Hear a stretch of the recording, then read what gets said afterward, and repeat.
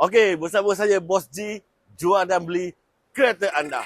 Okey, ramai yang tanya saya MPV apa yang tak besar sangat macam Alphard dan Wildfire tapi nak pakai Toyota. Okey, saya boleh recommend Toyota Boxy ataupun Toyota Noha lah. Dia tak besar sangat lah.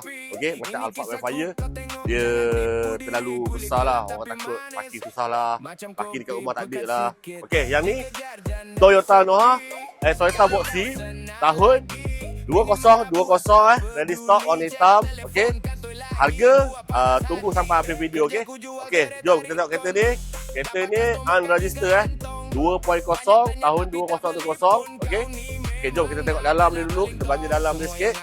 Okey, kan? Baju dalam ni sikit. Okey, kereta ni masih cantik lagi ya. Ini Kira Maki 2 Kira Maki 2, dashboard semua cantik. Interior dalam pun warna hitam. Ada roof monitor lagi. Okey, boleh tengok belakang pula. Sesuai untuk family lah. Memang sesuai untuk family lah. Untuk 7 orang, anak ramai boleh pakai ni. Luas juga atas. Okey, boleh lari-lari lah anak dalam ni. Okey, kita tengok dalam bonet dia pula. Bonet dia pun luas lah. Okey, yang best dia kereta ni dia tak besar sangat lah. Nak parking pun senang, tak ada masalah. Okey, yang berminat dengan Toyota Boxy tahun 2020 ni, okey, kita buka harga 128,000 sahaja. 128,000 sahaja. Serius bayar? Boleh kontak saya 017 990 3533. Deliver by Boss G. Bye bye.